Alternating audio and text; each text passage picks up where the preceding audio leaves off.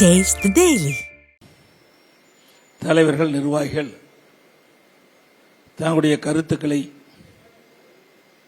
இந்த ஆலோசனை கூட்டத்தின் மூலமாக தெரிவித்திருக்கின்றீர்கள்.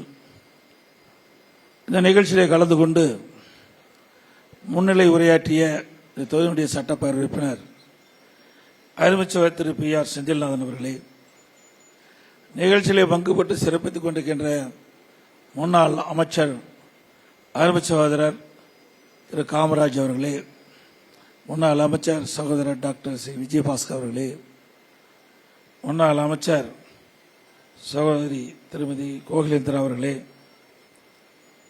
மரியாதைக்குரிய கல அமைச்சர் திரு AK சீனிவாசன் அவர்களே, முன்னாள் MLA சகோதரர் திரு மா தேவன் அவர்களே, முன்னாள் MLA திரு மாசாமா ராமச்சந்திரன் அவர்களே, முன்னாள் MLA திரு சக்கையன் அவர்களே மற்றும் இந்த ஆலோசனை கூட்ட நிகழ்ச்சியிலே பங்கு பெற்று சிறப்பித்துக் கொண்டிருக்கின்ற மேடையிலே வீட்டுக்கின்ற கழகத்திலே பல்வேறு பொறுப்புகளை வைக்கின்ற நிர்வாகிகளே, வழக்கறிஞர் பெருமக்களே, இந்த ஆலோசனை கூட்டத்திலே வருகிறது சிறப்பித்துக் கொண்டிருக்கின்ற பல்வேறு அமைப்பினுடைய சங்கத்தினுடைய பிரதிநிதிகளே, பத்திரிகையாளர்களே, ஊடக நண்பர்களே, அனைவருக்கும் என்னுடைய முதற்கண் வணக்கம்.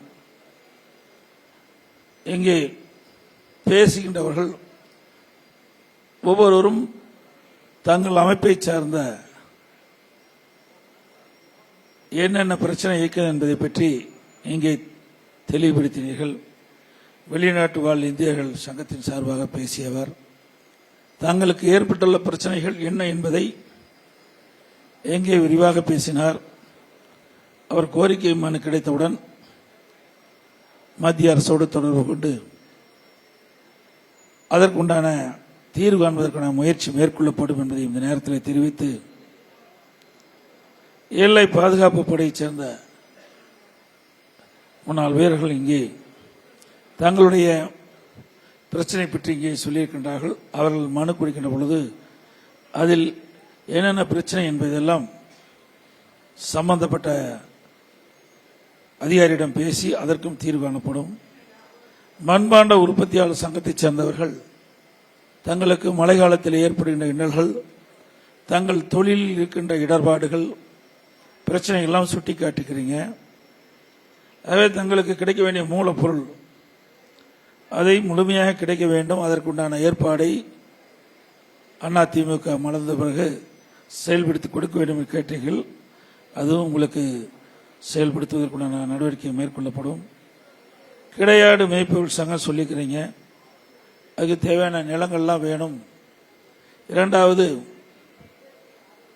இந்த கிடையாடு மாடு மேய்ப்பவர்கள் அந்த மேய்ச்சல் நிலம் அங்கே இருக்கின்ற வனத்துறைக்கு பல இடத்தில் எடுத்துக்கொள்ளப்பட்டதாகவும் அதற்கு முழுமையான நில வசதி ஏற்படுத்தி கொடுத்தால்தான் இந்த கால்நடை செல்வங்களை வளர்க்க முடியும். அதற்கு தேவையான மேய்ச்சல் நிலம் கிடைப்பதற்கான வழிமுறைகளை செய்து கொடுக்க வேண்டும் என்று கோரிக்கையை வைத்திருக்கின்றீர்கள். தேசிய நூற்பாலை கழகத்தைச் சேர்ந்தவர்கள் அந்த நூற்பாலை மூடப்பட்டு பல மாதம் ஆகிறது, எங்களுக்கு ஊதியம் கிடைக்கவில்லை, மீண்டும் திறக்கப்பட வேண்டும் என்று கோரிக்கை வைத்திருக்கின்றீர்கள்.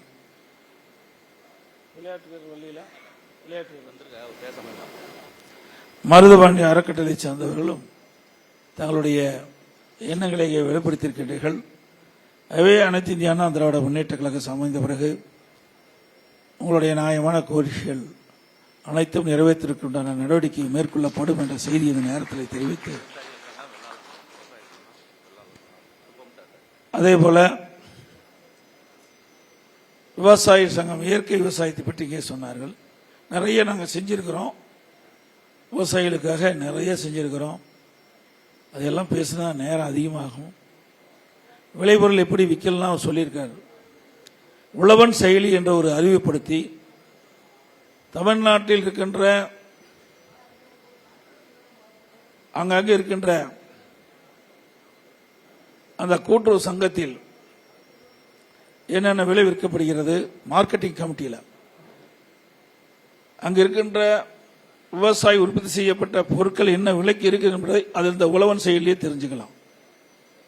அந்த உழவன் செயலில் நிறைய விஷயங்கள் உள்ளடக்கி இருக்குது. அதெல்லாம் அதிமுக ஆட்சியில் தான் கொண்டு வந்தோம். விவசாயம் என்பது மிகப்பெரிய தொழில்.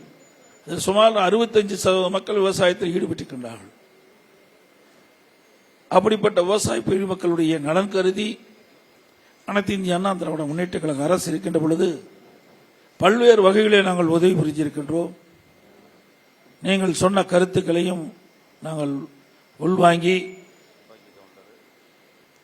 எங்களுடைய அரசு அதற்கும் செயல் வடிவம் கொடுக்கும்.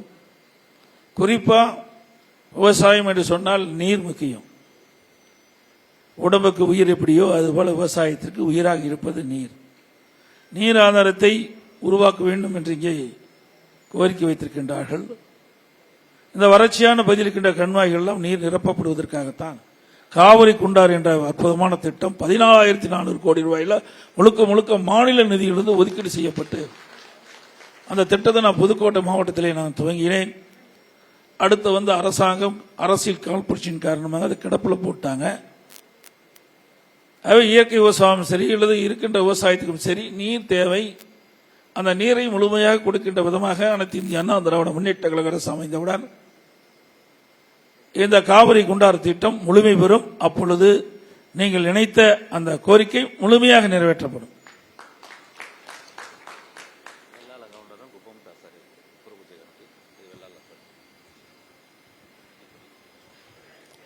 அதேபோல வேளாளர் வெள்ளாளர் கூட்டமைப்பு சங்கத்தைச் சேர்ந்தவர்கள் இங்கே தங்கள் கருத்தை சொல்லியிருக்கின்றீர்கள். மனுவா கூடுங்கள், அதையும் நாங்கள் பரிசீலிப்போம். குப்பமுத்து ஆசாரி குரு பூஜை கமிட்டியை சேர்ந்தவர்கள் சொல்லியிருக்கின்றார்கள். அவர்கள் தங்களுடைய கருத்துக்களை சொல்லுகின்ற பொழுது பல்வேறு கோரிக்கை வைத்திருக்கின்றார்கள். அவர்களும் மனு மூலமாக கொடுக்கின்ற பொழுது அதையெல்லாம் அரசு பரிசீலித்து உரிய நடவடிக்கை மேற்கொள்ளும் என்ற செய்தி இந்த நேரத்தில் தெரிவித்து இங்கே வரியை தந்து பல்வேறு அமைப்பைச் சேர்ந்தவர்கள் இங்கே வரியை தந்து அனைத்து இந்திய அண்ணா திராவிட முன்னேற்ற கழக ஆட்சியும் வளர்ந்த பிறகு தங்களுடைய கோரிக்கையை நிறைவேற்ற வேண்டும் என்ற நல்ல எண்ணத்தின் அடிப்படையிலே தங்கள் மேலான கருத்துக்களை எங்களுடைய கவனத்தில் கொண்டு வந்திருக்கிறீங்க. அதையெல்லாம் நாங்கள் உள்வாங்கி எங்களுடைய அரசு அமைந்த பிறகு அதற்குண்டான நடவடிக்கை மேற்கொள்ளப்படும் என்ற செய்தியை சொல்லி இந்த நல்ல ஆலோசனை கூட்டத்திற்கு வருகின்ற அத்தனை நல்ல உள்ளங்களுக்கும் நன்றி தெரிவித்து விடைபெறுகின்றேன். நன்றி, வணக்கம்.